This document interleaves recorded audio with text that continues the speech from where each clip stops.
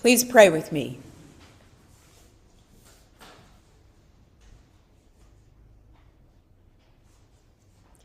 More of you, O Christ, less of me.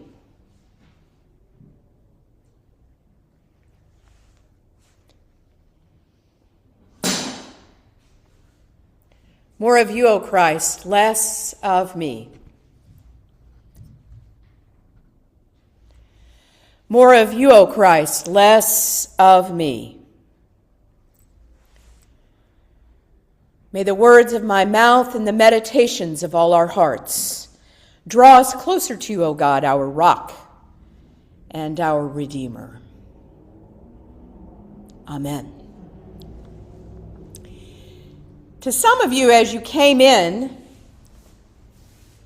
I mentioned how funky the bulletin looks today. And most of you were just incredibly fine with the fact that it looks really funky. It looks funky because, of course, we have a new printer, and I had to change the toner cartridges for the first time yesterday afternoon. And as you know, when you have a new printer, the first time you change the toner cartridges, sometimes it works out well, and sometimes you get magenta in the background. And I called Colleen, I said, I can either stay here much longer and try to fix this, or I can just have it be how it is. And Colleen said, it's been a really, really long day. How about you just let it be how it is? Is it readable? I said, it's readable. It's just funky. But as you can see, the piece in the front says clearly seen. Not so clearly seen. And this is what's going on with this Zaccheus passage.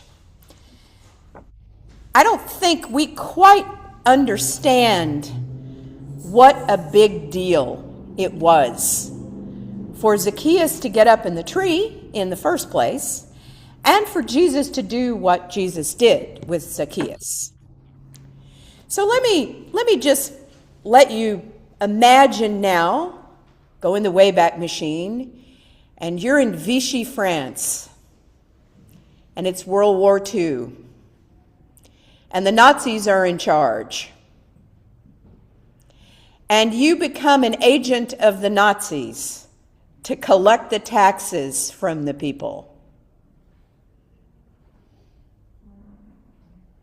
This is how they considered the Romans. They were occupied by a pretty brutal, and I think we can all agree the Romans were pretty brutal, occupiers. So collaborating, Zaccheus is a collaborator. Zaccheus is a collaborator. And while we can understand how in really difficult political times, people make a lot of different decisions about how they're going to survive the really difficult political time. At the time, collaborators are sometimes considered worse than the Nazis. And to this day, although this generation is now beginning to die off, but people who collaborate with unjust regimes often have to hide who they are and or try to change their entire lives. Because living with the shame of having collaborated with unjust regimes is pretty awful. I think even today, where we're not terribly sin-focused, we would have very little use for said person. That would not be my hero in the elevator. If I found myself in the elevator with someone who was a known collaborator of an unjust dictator, well, first of all, I'm not sure I could say anything, but it would be the exact opposite of a hero or heroine. The exact opposite. So Zaccheus is a collaborator. And yeah, he's short. He's not just short, like I'm short, but he's also short in social standing because he's a collaborator. People don't like him. In fact, people really dislike him. In fact, I think some people probably wanted to kill him and considered it. But he hears about this Jesus, and he climbs up in a sycamore tree. And I have to tell you, I love that detail because we have a couple of empress sycamore trees down by the creek. And sycamores can grow to be amazingly large, beautiful trees. But if you've seen them, they're very spread out, and the foliage doesn't hide you much, even if it's in the height of summer. You can very much be seen in a sycamore tree. You climb up an oak tree, you might be able to hide. But trust me, the snipers would not choose a sycamore tree for their sniping because you can be seen in a sycamore tree. So Zaccheus wants to see Jesus, but Zaccheus also wants to be seen. Here's the problem. He's a collaborator, and we can judge him harshly, but we all have things we're not proud of. And they may not be visible. His was very visible. People knew his secrets because they weren't secrets. He was doing it out loud. But we all have things that we just assume people didn't know about. And we try to be good people, but, we kind of try to hide those parts of ourselves that are not the most admirable. I mean, I'll just speak for myself. I really don't want people to know some of the things about me. I try to live pretty out loud and be willing to say difficult things when it's the right time and the right place. But generally speaking, I don't want to wear that on my sleeve always. And when I say that, that's, some of my abuse history, some of my family history, some of the things that have happened in my life that I'm not proud of or were things that make me feel vulnerable. I imagine Zaccheus was thinking all these things. But he also desperately, I believe, wanted to be healed. Wanted to feel a part of the community. Probably didn't know how to do that. Maybe when he first collaborated with the Romans, it was just a little bit of this, and then the next thing he knew, he had been completely ostracized from the community because doing the Romans' bidding put him outside his own community. And it maybe didn't start off like that. I mean, most of these things start off small, right? Maybe he was just trying to appease them because he didn't want to get killed. I understand that. I can get that. And then the next thing he knew, he is working for people he despises and is despised by the people who should love him. So here he is, and he'd like to be restored to his community, and he would really like to be healed of this social stigma, which he brought on himself, but maybe didn't exactly mean to, or maybe he didn't know it would turn out this way. Maybe it was just a slippery slope he slid down. Boy, I said that well. And I'm tired. Slippery slope he slid down.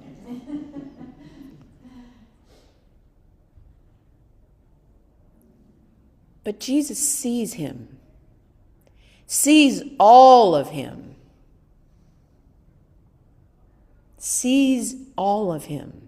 and doesn't see him the way everyone else does. Doesn't see him as a collaborator, a traitor, a fake. Doesn't see him as an oppressor of the people. Doesn't see him as vile and disgusting.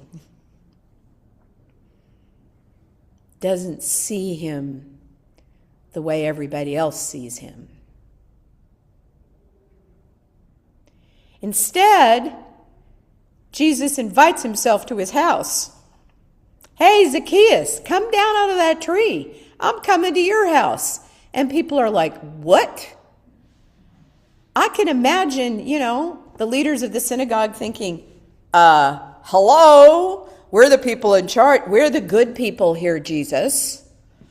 You should come to our house because, we're the people you should be around. You shouldn't be with this man. We can't stand him. He's a collaborator. But Jesus goes to his house, and Zaccheus slides right back up that slippery slope and puts out the best hospitality he can come with. It may be blood money from the Romans, but he puts the spread on. And then he asks Jesus the most important question. The question that was probably on his heart, even if he couldn't have spoken it out loud when he climbed the tree. What could make me whole? What could bring me out of the situation I'm in and make me whole?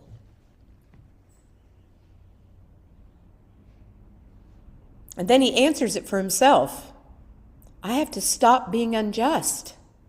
I have to stop doing damage to my people. He turns around and realizes he has to repay the poor. He remembers who he really is, because he's been putting up a fake front while he's been collaborating with the Romans. It's not really who he is. And guess what? A lot of us do that. We put on these masks, and we may do it to protect ourselves. When you live in an unjust system, sometimes, you lose yourself a little. You go along to get along. Maybe you throw somebody under the bus you wouldn't ordinarily throw under the bus. Anybody else had a conversation like that? Occasionally. I know with some of my really conservative MAGA friends and family from Texas, I don't tell them everything. I show them a particular mask, and I try to not have that mask be a complete lie. I try to pick and choose my teachable moments. I try to be kind, because that is actually who I want to be, right? I try not to become, quote, a collaborator, but I do wear a bit of a mask. I don't show them all of who I am. I think we all do that, not just in sort of extreme situations, but in basic situations. We don't always. I will tell you, for example, and I've said this before in this church, and you all have always been kind to me about this, but it was a pretty big deal. Sometimes being a pastor, I don't tell everybody. It's not cool. In fact, it freaks some people out. Most of you know that one time I was wearing a collar on Muni in San Francisco. Roger probably had experiences like this at one time or another. And I was headed to do a memorial service for a homeless person in a park. And so I had a collar on, and I'm on Muni, riding the train. And someone got on who was not all there. Their mental health wasn't particularly good. And I'm just sitting there minding my own business, and she comes over and spits on me. And the train operator was just disgusted. And it was like ready to throw her off. I said, it's okay. I just took one for the team. Probably a team I'm not really on.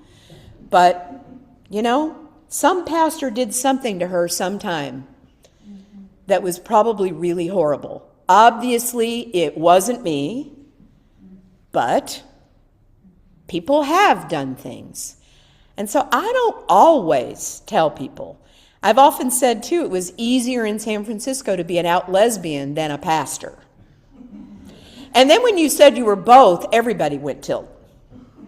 The queer people went tilt. The religious people went tilt. You put yourself in a category that was like, does that happen? Right? And I am not ashamed of 29 years of ordination and being a pastor. I'm not ashamed of it. But I also, not every day do I have the energy to get potentially spit on. Or the other thing that happens, of course, and this is why I never tell anyone I'm a pastor on a plane. Oh my God. They will tell you their whole, right, Sharon? Right? They'll tell you their whole life story and every hideous thing they've ever done, which is why I really just rather read my book, right? I want time off. So it's a little bit of a lie, but it's self-preservation. So we do wear masks, and there may be things that you feel that way about. You know, I don't know what it is for you, but I think we all have. We pick and choose how much of us we allow to be seen. Our situation isn't as extreme as Zaccheus' situation, which is why we didn't have to climb a tree to get seen. But we all want to get to a place where we can fully be who we are everywhere we go. That's what real healing is. And sometimes that means that we're going to have to make amends for some things. Zaccheus had to change his course. He had hurt people. Maybe you have too. I don't know. We all hurt people. And we usually hurt people at our hurt spots. So the more we heal, the more we can be sources of healing. And the more we heal, the more we can own exactly who we are. And we can say it without rancor and without emotion. Yeah, this too is me. This too is me. This part that maybe is a little harder to own. So my invitation to you this week is just do what you can to notice when you're really being yourself and when you're holding back.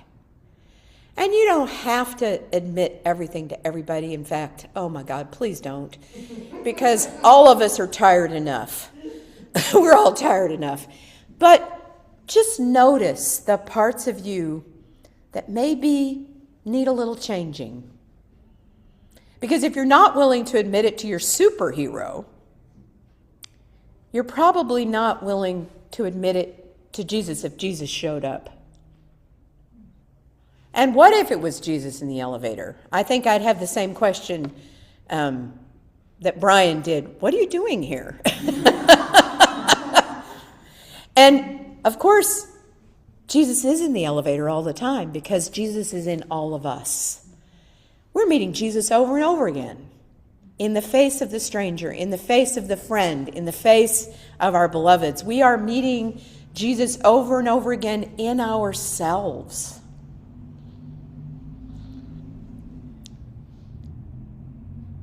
So you don't have to climb a tree, but you might have to consider when you're hiding and when you're willing to be fully seen. Amen.